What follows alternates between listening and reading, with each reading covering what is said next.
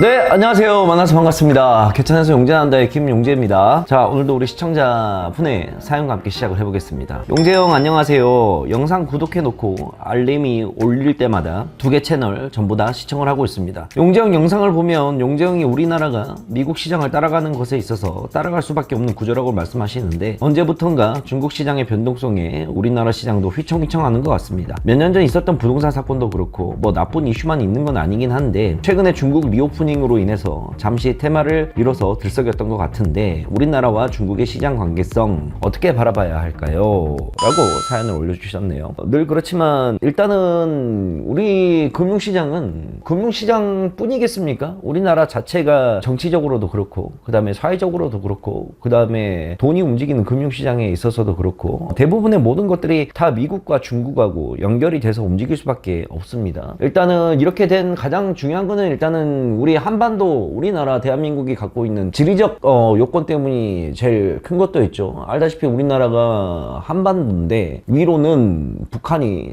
있고, 그 위로는 러시아가 있고, 그 왼쪽으로는 뭐가 있죠? 중국이 있죠. 그 다음에 그 아래로는 또 일본이 있습니다. 위로는 다 공산국가들이 포진되어 있고, 밑에 있는 것은 이제 그나마 민주주의 국가인 일본이 있는데, 일본과 우리나라는 알다시피 일제의 침략이 있었고, 또 그런 정서적인 부분들이 많이 있었기 때문에 일본을 우리가 표현할 때 가깝지만 먼 이웃이라는 표현도 많이 하잖아요. 대한민국이란 나라 자체가 이런 지리적 여건이 사방이 있다 보니까 활로 자체가 예전부터 찾기가 굉장히 어려웠던 것들이 있죠. 특히 이제 금융시장으로만 놓고 본다 하더라도 우리는 미국의 시장을 따라갈 수밖에 없는 기본적인 선행 구조가 그렇게 되어 있고, 왜냐하면 외국인 투자자들과 기관 투자자들이 그만큼 많이 우리나라에 포진이 되어 있는 상태이기 때문에 미국 시장을 따라갈 수밖에 없는 구조이고, 또 미국 시장은 전 세계의 경제를 좌지우지하는 나라이기 때문에 그쪽에 어떤 포지션을 가져가느냐에 따라서 우리나라의 금융시장 포지션도 같이 따라가는 경향이 있습니다. 자, 그러면 미국만 따라가면 참 좋을 텐데, 알다시피 옆에 또 중국이 있잖아요. 그런데 우리가 경제학적으로 본다 그런다면 중국에는 뭐가 발목이 항상 잡혀 있나요? 우리나라 최대 수출국이 바로 중국이기 때문입니다. 그렇기 때문에 중국의 경제 상황에도 우리가 밀접하게 관련이 될 수밖에 없는 거고, 그래서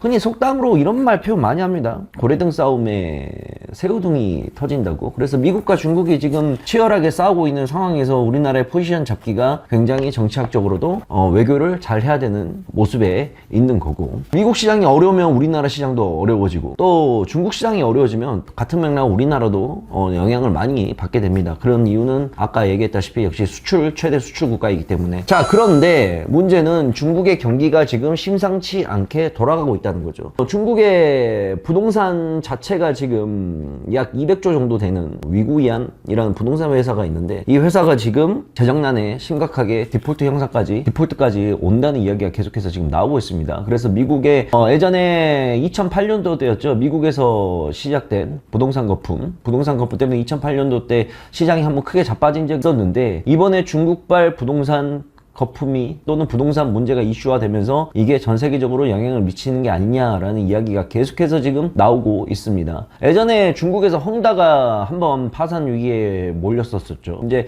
그것보다도 규모가 더 큰 지금 부동산 침체가 지금 중국에서 현재 일어나고 있는 상황인 거고, 부동산이 만약에 거품이 또는 부동산의 디폴트 현상이 계속해서 일어나게 된다 해서 중국 경제가 침체가 돼버리게 된다면, 마찬가지로 중국의 소비가 줄어들게 될 것이고, 그렇게 되면 그 영향이 결국 우리나라 수출에까지, 물건 뭐 애들이 필요로 하지 않는데 우리가 공급을 해줄 수는 없지 않습니까? 수요가 있어야지 공급이 이루어지는 건데, 그래서 지금 중국이 만약에 어려워지게 되면 우리나라도 또 어려워진다는 얘기가 계속해서 지금 나오고 있는 모습이에요. 그나마 또 이제 우리가 외교적인 것만 좀 놓고 봤을 때도 현재 우리나라가 좀 미국과 굉장히 좀 가까워진 모습을 계속 유지를 하고 있는 텐션이고, 한미일이 얼마 전에 정상회담까지 갖춰놨죠. 그렇기 때문에 중국에서는 더더욱 외교적인 포지션 자체를 우리나라하고는 적대시하는 모습이 나오지 않을까라고 우려가 되는 부분도 있는데, 그나마 다행인 거는 중국이 한한령을 뭐 완전히 다 푼 건 아닌데 중국에서 관광객들을 한국으로 가도 된다라고 얼마 전에 발표가 나왔었죠. 그래서 이제 중국인들이 다시 한국으로 찾아오는 모습이 좀 나오고 있는데, 그나마 그거는 좀 다행이라고 볼 수가 있습니다. 그래서 이러한 모든 것들이 복합적으로 연결되어 있기 때문에 국내 시장 자체는, 우리나라 금융시장 자체가 굉장히 불안하다는 게 바로 그것 때문이에요. 금융시장이 아무리 뭐 유기적으로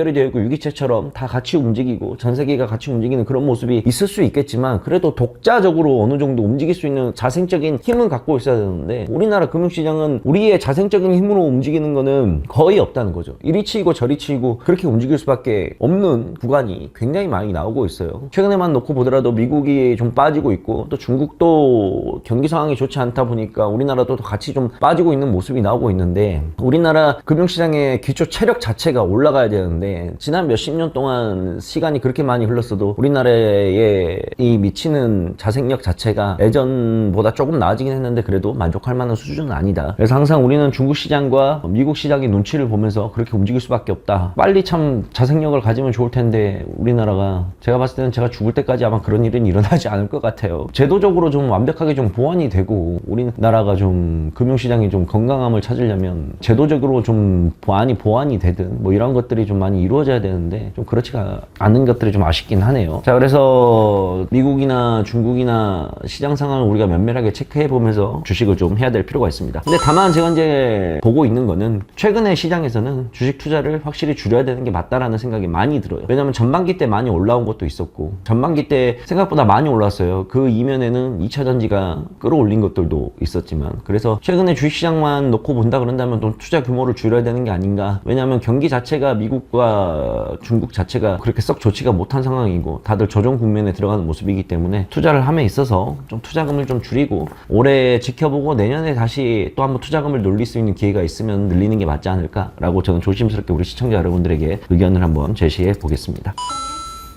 통일이 되면 너무 좋지. 통일이 되면, 만약에 통일이 된다 그런다면 지금의 금융시장 규모보다 한 5배, 6배는 더 커진다고 봐야지. 예전에 동독하고 서독이 있었어. 동독하고 서독이 있었는데, 동독과 서독이 베를린 장벽이 허물어지면서 그때 이제 통일이 된 거지. 분단 국가가 통일이 됐는데, 그때 독일 경제 규모가 거의 한 10배 이상 뛴 걸로 알고 있거든. 지수 자체가 10배 이상으로 뛴 걸로 알고 있는데, 외국 사람들이 우리나라를 바라봤을 때 우리나라는 뭐야? 그래, 분단 국가야. 그리고 아직 전쟁이 끝나지 않은 나라야. 우리만 그거를 자각을 하지 못할 뿐이야. 왜냐하면 외국인들이 봤을 때 우리나라는 아직 북한과 전쟁 중인 나라고, 휴전 중이라는 나란 말이야. 언제든지 전쟁이 일어나도 이상하지가 않는다는 거지. 근데 만약에 이런 전쟁의 공포가 만약에 없어진다 그런다면 외국인들의 투자가 훨씬 더 활발하게 이루어질 수가 있다는 거지. 통일만 된다 그런다면 너무 좋은데, 과연 통일이 될까라는 생각에는 의문이 굉장히 많이 남는다는 거지. 그리고 점점 그런 걸 수도 있어. 시대가 점점 젊어질수록 통일에 대한 염원 자체가 예전 우리만한 세대는 아니다는 거지. 우리 아버지, 어머니, 그다음에 나보다 이제 더 어린 친구들이 성장을 하게 되면 통일에 대한 기대감을 그렇게 많이 갖지 않을 거란 말이지. 그래서 그런 부분이 좀 씁쓸하긴 한데, 통일만 된다 그런다면 뭐 우리나라 경제 규모, 그리고 일단 할 게 얼마나 많아. 외국인들의 투자가 적극적으로 이루어질 수밖에 없지. 경제 성장이 당연히 이루어지지. 왜냐면 북한에 지금 개발할 것들이 얼마나 많아. 철도부터 해서 사회 기반 시설인 SOC부터 다시 싹 깔아야 되는데, 그렇게 되면 한국 기업들이 어찌됐건 북한은 못 사는 나라니까 우리나라의 대기업들이 다 참여가 들어갈 거잖아. 개발이 들어갈 거잖아. 그리고 전 세계에서 얼마나 많은 이념적으로 분단된 나라가 우리나라 말고는 전 세계 어디 있어? 아무도 없지. 그런데 그게 만약 해결했다 그런다면 솔직히 전 세계적으로 굉장히 좋은 일이긴 하지. 왜냐하면 그리고 핵무기 이런 관련된 것도 많이 우려가 사라지는 것도 있을 것이고, 되기만 하면 너무나 좋겠지만 그게 되기가 보통 일이 아니겠지. 천재지변이 일어나지 않는 이상. 자, 그래서 오늘은 이렇게 이야기를 나눠봤습니다. 다음에 또 다른 사연분으로 오도록 할게요. 안녕. 주식 상담소는 아래에 남겨주시면 되겠습니다.